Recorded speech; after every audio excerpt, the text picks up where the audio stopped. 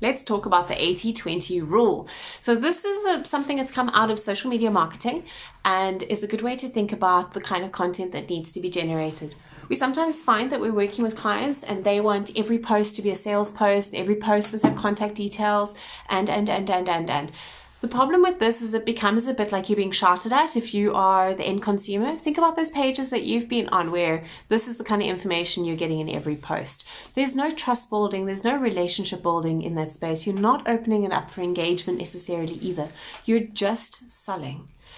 It can work a percentage of the time, but it's not going to bring you the long-term results that you want out of your digital marketing.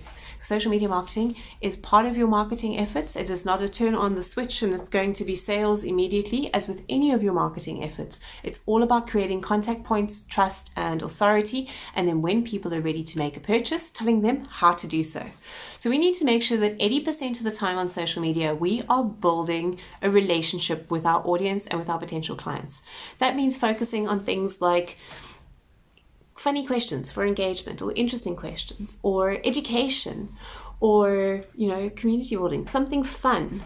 So long as it's always in line with your marketing message and it can be part of your content mix, that's what's going to make a big difference. And then when you do have a sales post, so the 20% of the time, you can give them your contact details, tell them how you want them to do business with you, no problem at all.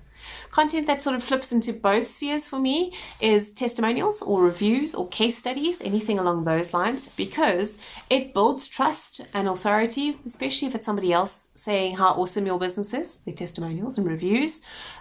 Case studies are interesting though as well, because, this is you telling us about results. As long as you're able to speak about a result, that's fantastic. At the same time though, if I'm reading something like that, I'm going, oh, somebody else said that they were really good at this, I want that. There we go.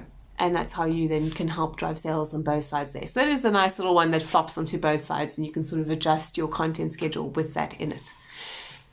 What we do when we work for our clients is we make sure that this mix is there. We also work with our clients to understand why this mix is important, so that we don't just have salesy posts going out the whole time.